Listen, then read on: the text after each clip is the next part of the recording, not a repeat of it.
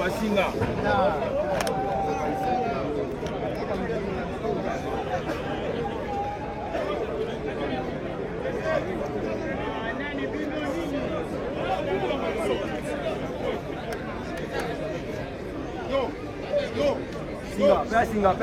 Singa ya. Singa bosa rapide kuna.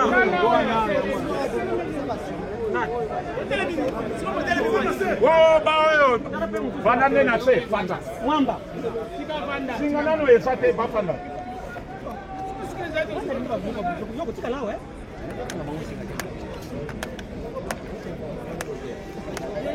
Oba bien. Yaka kutaka kwa. Singa fanda.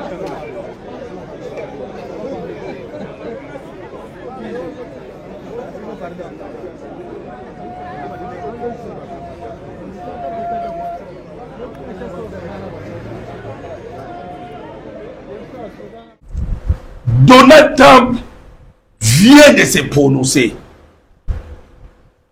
par rapport à la situation de l'Est de la RDC. Paul Kagame qui utilise la face A et la face B par rapport aux négociations.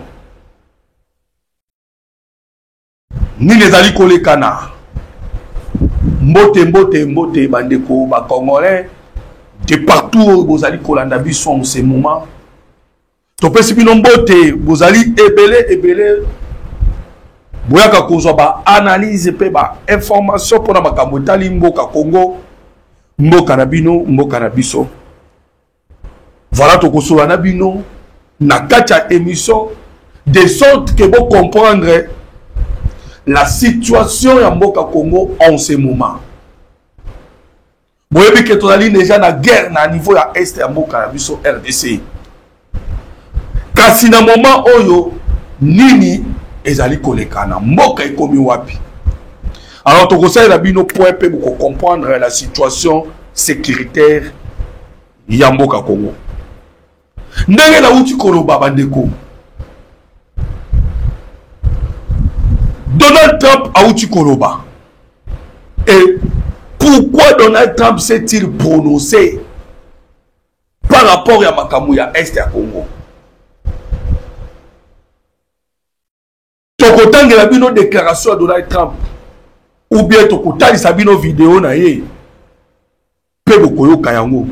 Mais awa tikana no tolimbo la bino le deux faces. Face A na face B, il y a Paul Kagame. En ce moment, il y a Emmanuel Macron. Ndenge bazali kolamba makamala, bande ko bana mboka Congo. Monaka monokolo ya le 15 décembre il y a 2024. Ndenge Paul Kagame aboyaka ko signer. Et il y avait eu déjà 6 réunions ministérielles. Oh ba ministre na biso na ya bango bakotaki pona kolamba nini l'accord de paix pour guerre ici là entre la RDC et le Rwanda. Et tikala kaka signature na mokolo le 15 décembre. Peu bomona ka Paul Kagame aboyaka ko signer. Pourquoi oh non il faut RDC à Solana ba M23. Et boyaki ko constater na simana yango élection ça aux États-Unis d'Amérique parce que processus ezalaki sous l'influence des États-Unis d'Amérique mais ya Biden élection ça aux États-Unis d'Amérique Donald Trump a écoleka na pouvoir ayeko koma le président de la République président ya États-Unis d'Amérique. Mais déjà nous avons constaté que boye ya Donald Trump Paul Kagame a sepela ki nangote parce que tokene kotanga ba tweet na ye toyoka ki déjà ba déclaration de ya Paul Kagame. Oh non, nous sommes contents d'engue oye okobimi président ozongi lisusu na Maison Blanche. Mais makambu ya région kokota te bande ko ba congolais. Pourquoi tokolo? Parce que tozali consentir que les États-Unis d'Amérique ya Donald Trump ba kosa la pression na Paul Kagame toko solo la yango. Mais n'amérique au sein de la lecture pour que vous comprendre que le Rwanda savait déjà que boye ya Trump et qu'on a un avantage na bangote ou en tout cas Paul Kagame ndeko mona ki apota ki mbango azwi Goma na Bukavu asali forcing malgré bato ayebaki ke bato bakokufa ebele na Goma pe na Bukavu mais asali forcing ti aye kozwa Goma na Bukavu kasi bandeko ba Congolais awa to koloba na conseil de sécurité ya Nations Unies oyo euti koleka. Les États-Unis d'Amérique, c'est là où nous avons compris sa position. C'est là où il y a eu la naissance. Il y a médiation de Washington. Et ben, pourquoi médiation à Washington? Parce que il est sénateur américain Balobaki. Le col Paul Kagame. Aboua qui co-signé, c'est la faute de Biden. Biden n'a pas mis du pression na Paul Kagame pour assigner. Mais le col administration Trump payé, Paul Kagame a co-signé. Maintenant, bandeko, voilà pourquoi les Américains ont commencé leur médiation na niveau clandestin. Ndembo mona ki bandeko na mokolo ya le 25 médiation ozaki koleka na secret ebimaki mbala moko ndenge tolobaka na mpoasa na misu ya bato nyonso par la signature ya déclaration de principe et le Rwanda a signé bandeko le Rwanda a signé co-signé déclaration de principe au Rwanda a signé qui ezali ko utiliser face à.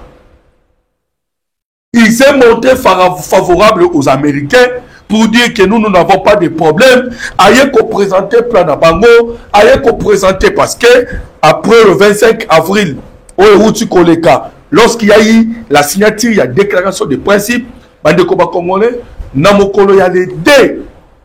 Mais au lobby, le Rwanda et la RDC, Bamemaki, Namesa, Otobengi na Kongwanini, le projet de paix. Wana Olivier Nduhungirehe le ministre il y a affaires étrangères il y a Rwanda ayaki na moitié na mesa et puis de l'autre côté pe toye comment on appelle Maman Thérèse Kaikwamba yo tcha projet wana pe mais bande ko ezali face A na face B Paul Kagame pe a ko travailler et c'est ce qui a suscité les déclarations d'abord au lobby il y a Massad Boulos pe à l'élo, il y a Donald Trump. Parce que comme on dirait Paul Kagame alingi abebisa le processus de paix aux Ezali Nanzela. Et Donald Trump s'est prononcé. Andeko, vous savez que ndenge tozali ko sabino que les Américains na koye na administration Trump na deuxième mandat balobaki parce que nous vous rappelons tolobaki yango na ba émission na biso elekanaki ke ba américain balobaki ke bako silisa guerre oyo au travers bako utiliser ba pression mibale pression diplomatique na pression économique et vous savez que les États-Unis d'Amérique est un pays puissant bandeko et influence na bango diplomatique eza ba jeté les États-Unis d'Amérique azana toutes les forces armée pour neutraliser le Rwanda. Mais voyez que dans le moment où, parce que Bandeko, Balobaka les manipule. Le Paul Kagame était un manipulé, mais dans la minute où il peut manipuler parce que dans le cas il y a moyen d'aller salaki ndenge bomona ki Bandeko ba Congolais ayeko tcha ko zo Goma na Bukavu. Face Benaye et Koko m'a révélé par leur ministre des Affaires étrangères. Nakomo Olivier Nduhungirehe. Ndena utukolo bana mukolo ya lobby. Lorsqu'il s'est prononcé pour la kotali sabiso calendrier bakamundenge kokende parce que bandeko calendrier ya Washington ebimaki. Ebimaki mokolo nini ezalaki na mokolo ya lobi balobi ke na mokolo ya le 15 le awa tokoloba depuis ke batikaki na ndenge nauti koyesa bino na mokolo ya lede batikaki déjà les avant-projets ya accord de paix oyo na minute ezali étudié par l'administration américaine na mokolo ya le 15 mai bakozonga wana baoyo bakozonga ekozala banani ekozala ba expert ya renseignement ya RDC na ya Rwanda mpona bakende kotravailler batala bapoint commun oyo ndenge bakosisa et le 21 nde baministre ya affaires étrangères bakoya bakokoma na niveau ya États-Unis d'Amérique pour que basigner et le 15 juin président bakokoma. Alors vous comprenez que bandeko le mois mokolo lelo tito koma na mokolo ya le 15 mai tawana mbala moko du côté ya est ya mboka na biso na nord Kivu na sud Kivu tomoni maboko ba M23 babandi guerre. Allez-y comprendre pourquoi babandi guerre. Voilà un autre truc que Sabino, c'est la face B du Rwanda. Parce que nous avons dit que Sabino que le travail non c'est Salamaki. Mais pourquoi Paul Kagame a signé, Abouaki a signé à niveau de Rwanda. Awa pe azo lukasa la manœuvre pour Aboya a signé. Aboya a signé nini? L'accord de paix au Sengele et cause à la signé na mokolo ya le 15 juin. Ah comment on a mikolo toujours kokende. Maintenant il faut abebisa. Et azo bebisa en utilisant face B nae. Face B c'est quoi? C'est les M23 AFC au bazali na niveau à Qatar. Bande ko ba congolais il faut aussi savoir que biso Congo na moment oyo totikali kaka na mboka moko ekokotela biso. Là nous devons le dire clairement. Et c'est les États-Unis d'Amérique. Parce que Massad Boulos alobaki bandeko lokola lisese alobi na mikolo ekoya le peuple congolais bakoyeba nani azali partenaire na bango ya solo solo. Ça c'était Massad Boulos. Yem alobaki l'envoyé spécial Donald Trump et son conseiller principal au azali bokilo na ye. Alobaki na mikolo ekoya nde ba congolais bakoyeba nani vraiment azali partenaire ya Congo. Bandeko, Donald Trump tellement qu'il est décidé, il a aussi sa guerre oyo. Il a compris les manœuvres ya France, a compris les manœuvres ya Paul Kagame. Voilà ndenge yo kakina bisa kibino na émission utai koleka. Le président Donald Trump patina ki Massad Boulos na niveau ya Qatar. Na Qatar a convoqué qui réunion. Na Qatar réunion wana, il y a eu la présence de la France, il y a eu aussi la présence, il y a RDC, il y a Rwanda, il y a Togo, il y a Qatar, puis il y a Washington. Tout autour, il y a Massad Boulos. Mais si d'abord Salamaki avant, c'était SSC 5 Bayaki. Pour que Bango peut participer. Massad Boulos a lobby, Bino beaucoup participer. Parce que ah, on a un problème de binoté. Vous n'êtes pas une partie au conflit.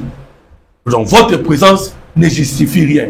Donc, bonjour Nambo Karabino, ceux qui vous ont la proposition, allez proposer cela. Nambo Karabino pas autorité Yamboka Congo. Voilà Bandeko, vous allez constater que déjà à ce point-là, la France n'était pas content. Les Rwandais n'étaient pas contents.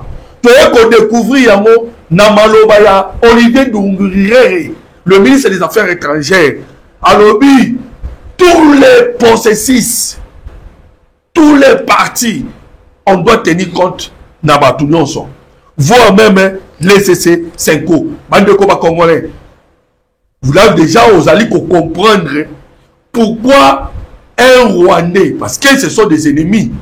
Bango bazali régime na Paul Kagame o bauti ko bomela biso 9000 kala lobiawa na Goma na Bukavu défendre les CC5. Là déjà vous allez comprendre que bazali ko compter si yango. Et pourquoi ba ko défendre les CC5?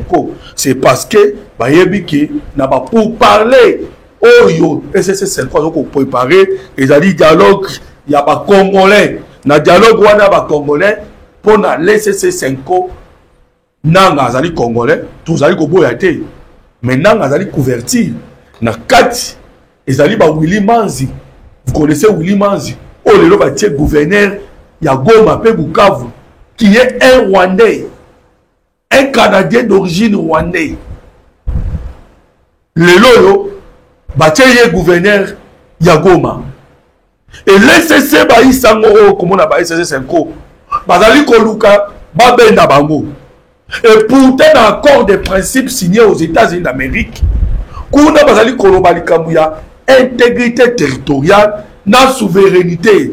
Et le Rwanda a toujours, à se positionner toujours contre la souveraineté nabiso et pour l'ingérence. Tant que Koloka Paul Kagame obligé Congo à solo na ba M23.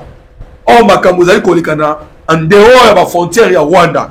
C'est déjà de l'ingérence. Voilà pourquoi il y a eu insistance dans la partie à RDC pour nous insister que na kata accord Rwanda a signé à la police. Voilà maintenant face à Nabé. Yabango va utiliser. Koto va combimer devant Washington na possession Washington pour que va signer makambo et kozali kosolama. Mais de l'autre côté, bazali peut travailler na ba M23. Bandeko, Donald Trump a bimi na kotangela yo déclaration de Donald Trump. Parce qu'il a senti que moment où baloba ina bango le respect a cessé les faits. De cause ya réunion kotaki na Qatar. Oh Massad Boulo so kotaki batu nyonso. Ba décida qui cessait les faits, ba décida qui peut pas ouvrir couloir humanitaire. Couloir humanitaire, pourquoi? Parce que bandeko, il y a eu des blessés, il y a eu des nini, il y a eu, on a qui n'a pas voilà entre parenthèses, le militaire congolais Oyo Bakangama qui n'a Goma, le lo Oyo, c'est la Croix-Rouge, parce que jusqu'au jour d'aujourd'hui, l'aéroport de Goma est contrôlé par la MONUSCO. Nous avons quelques militaires, c'était tout ça, tout cela qui a été décidé au niveau à Qatar. L'observation a cessé les faits. Dans l'ouverture, il y a un couloir humanitaire. Mais, tant que vous voyez, M23 va bandir sous Bitumba. Ou en tout cas, au niveau à Est. Donald Trump a bimi Banamoko. Parce que Bitumba, vous n'avez qu'avant-hier, et vous n'avez kilo, et vous n'avez pas l'eau. Donald Trump a lui boy. Je m'occupe du Rwanda et du Congo qui se battent. Et nous essayons de régler ces problèmes. Et je pense que nous y sommes parvenus. Pour la dernière Trump, je pense que nous y sommes parvenus. Bandeko Congolais, Donald Trump a dit nous avons fait un excellent travail. Personne n'en parle. Mais je pense que nous sommes sur le point d'y parvenir. Et l'interpellation, c'est d'une façon, c'est la pression américaine envers Paul Kagame. Ndenge na niveau du Conseil de sécurité, Paul Kagame tika forum shopping, qui veut dire qu'on change ma médiation. Voilà pourquoi une médiation pour que Paul Kagame acquitte ma gauche droite. Et Paul Kagame en ce moment pour utiliser plan Benaye pour la Moussaba M23. Babanda sous guerre. Babanda sous côté insécurité comme d'habitude. Et pourtant, ils ont qui décidé que passe à la montée. Voilà Donald Trump a bimi pour la Koloba. Que je pense que nous y sommes sur le point d'y parvenir. Donc, quelque chose de Paul Kagame,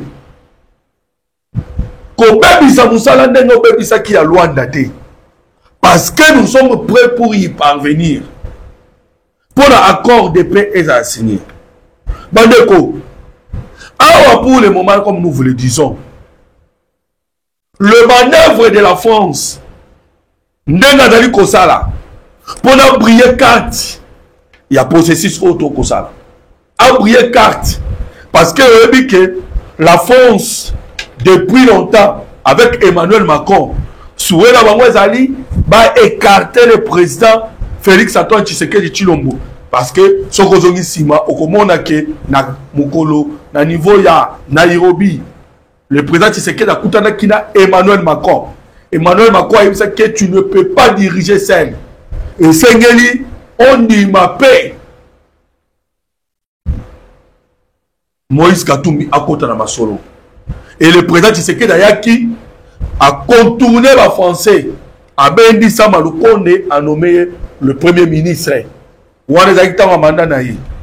Ils sont avec des Moïse Katumbi. Ils sont avec Joseph Kabila et les autres. Voilà pourquoi même ce qu'on dit les loyaux.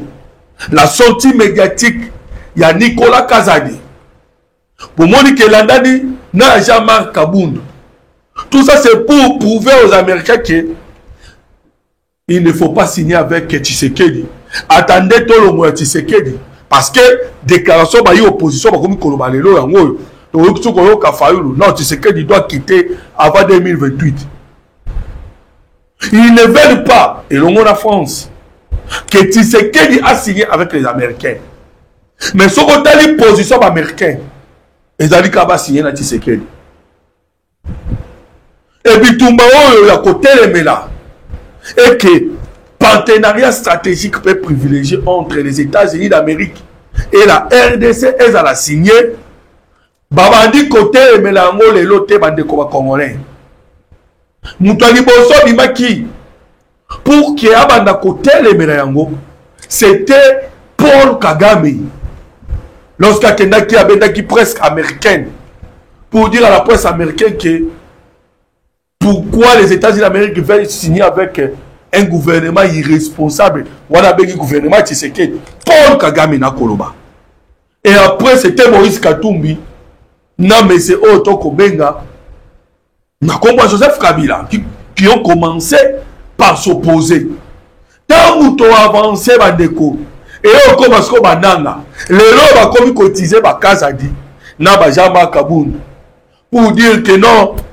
Il y a corruption, il y a ceci, cela. Et en tête, il y a c'est la France. Parce que la France, jusqu'aux preuves de contraire, a dit qu'on comprend les États-Unis d'Amérique, n'a président Tshisekedi, semble sceller Makam. Makam Wezali scellé. Makam Wezali, Kolekana, Nandenge à secret. Même les entourages du président Tshisekedi ne comprennent pas. Tout comme l'entourage, il y a monsieur Donald Trump, Bandeko, ce n'est pas pour rien Donald Trump a Zouaki Bokilo Naye, Nakoma Massad Boulos a nommé. Et après nomination, vous allez comprendre que même le président Tshisekedi aussi a nommé sa fille comme secrétaire.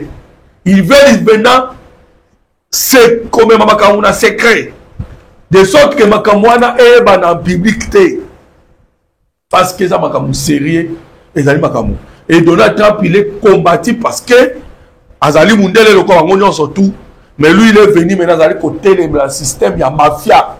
Oh, il a dit à niveau il y a sol congolais à travers Batounion surtout. Bande de combat congolais, vous allez constater que Nanyon so auto Azali Koloba et que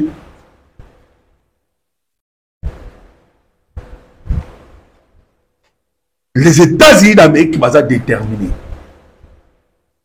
Pour que Bamema la paix à l'est du Congo. Qui nous sommes déterminés. Et sachez-le bien que les États-Unis d'Amérique ont commencé la guerre avec la Chine, la guerre commerciale. Oh, le lot déjà des entreprises américaines ont commis déjà coquille machine pour venir investir déjà au Congo. Tout le monde déjà Starlink, il y a Elon Musk. Hein? Déjà ça fait du panique. Et pas à Bangouna, surtout à Congo. Déjà en voyant déjà que à Wato comme un moment où déjà les Américains commencent à venir pour ça. Dernièrement, il y avait Jeff Bezos, Bill Gates, Bloomer, Bakena qui s'installait dans Walikale. Les Américains d'ailleurs au Yoka qui Massad Boulos Salobi que les Américains bakoya ebele ko investir na mboka Congo pe investissement na et que ça la investissement il y a milliards et des milliards de dollars. Et les Américains savent que ceux qui va bon na bango c'est ndenge basala qui dit na bango avec Paul Kagame durant les années. Tant que basala ka dit na bango, il faut une personne qui doit protéger yango. Et la personne qui peut protéger les intérêts na bango au bazali koluka. Koya ko investir c'est Tshisekedi. Voilà pourquoi Bandeko, la face B du Rwanda risquerait comme même Paul Kagame directement la descente aux affaires. Parce que si Paul Kagame continue toujours de s'opposer, ce qui Paul Kagame a continué à s'opposer dans les États-Unis d'Amérique, les Américains vont lui écraser. Pas quoi écraser. Déjà, les Congolais, il y a beaucoup déjà sa population naïe. Pour la sa population naïe qui est, serrez votre ceinture. Pourquoi? Parce que tu as eu déjà ma sanction. Dans le moment où on a pour parler, lui, il est en train de négocier pour que les Congolais n'aient pas sanction. Maintenant, s'il il essaye de mener les manœuvres en utilisant son plan B, tout en suivant la France, parce que les Américains ont écarté Mobutu. Mobutu a travaillé durant les années. Ils ne savaient pas que Mobutu déjà, parce qu'il a travaillé dans Colombola et Mutakala. Et Mobutu ne savait pas que Kouta Nzelaya, Ouganda, na Rwanda. C'est par là que mon équipe de Baïkosala Mamoko. C'est invasion masquée. C'était les Américains pour le Mobutu. Et les mêmes Américains veulent maintenant Colombo, Paul Kagame. Vous devez trouver ça que c'est la vote face des Américains ou des Anglo-Saxons. Dans le moment où les Anglo-Saxons sont à l'unanimité, idée moko. Sont au Royaume-Uni. Vous allez voir que David Lamy, bande congolais, n'a que le Royaume-Uni a cessé de travailler. Parce que bango ne bato liboso ya ko clouer Paul Kagame en rejetant l'accord au ba rejetant qui sur les réfugiés. Royaume-Uni. Et Royaume-Uni avec David Lamy ba kende pas Paul Kagame pour na ko ebisa que il faut ce qu'on t'a dit à ta déclaration surtout le Conseil de sécurité. Bazali ko cesser ko ebisa Paul Kagame que il faut olongola ba tout pour na Congo. Bandeko, les batois ont tout doublé Paul Kagame. Parce que Paul Kagame n'a pas d'émission et les cas, Yemoko Bima la télévision sans interview pour la Kolobake, Ngai Kagame na Zoaka 1%. Nyon se Zoaka ebo Zoaka. Ba minéré les kanaka ka awa. Awa tout le monde a rendu les kanaka. Et les kanaka et kenande pas la bino. En quelque sorte, il était en train de chercher sympathie dans Bango. Mais Bango Bino n'a pas question. Tu as beaucoup tué. Lui, il tuait. Pour la de sorte que Azwa même parti à qui veut comme annexer en Rwanda. C'est ce que lui il est en train de penser. Mais à mon maman vote face à l'Américain. Il y a anglo-saxon, non pas question. En tout cas, projet Wana est Kosimbate. Voilà bande ko ba Congolais ndenge to uti ko sabino que la situation en Mboka Congo en ce moment yango wana nde tozali kolobake les Américains continuent de faire la pression. Ce qu'on a les pression wana biso toyeba kite que même Obasanjo toyeba kite que Obasanjo a ko travailler elongo pour na koluka ko détruire la RDC parce que yene mtazaka na makamba M23 mais Massad Boulos na nga ko ba Nigeria Massad Boulos akende ko so na président ya Nigeria parce que le président ya Nigeria pas na katabaje wala kutana na France. Parce que Emmanuel Macron en France pour les avertir que les Américains tous ont intérêt dans le Congo, plus question de la guerre.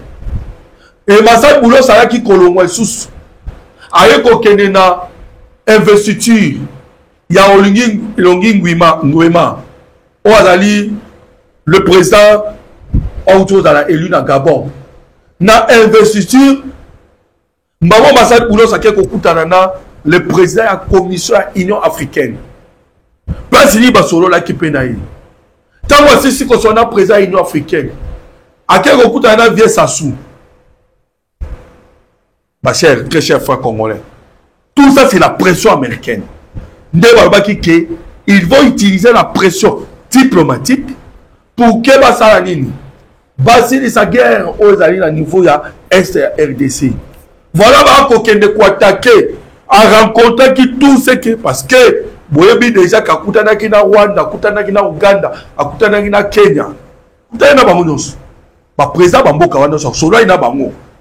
Et maintenant, Sikoyo, il continue à kosoana bango pour la koyebisa bango ke balongo na maboko na bango boyoka capable koloba ke bolongo na maboko na bino na Congo parce que Congo ekoma kibilanga ya mukili mobimba mutu noso o azali na besoin ya koya kotia maboko na ye azalaki koya kotia maboko na Congo.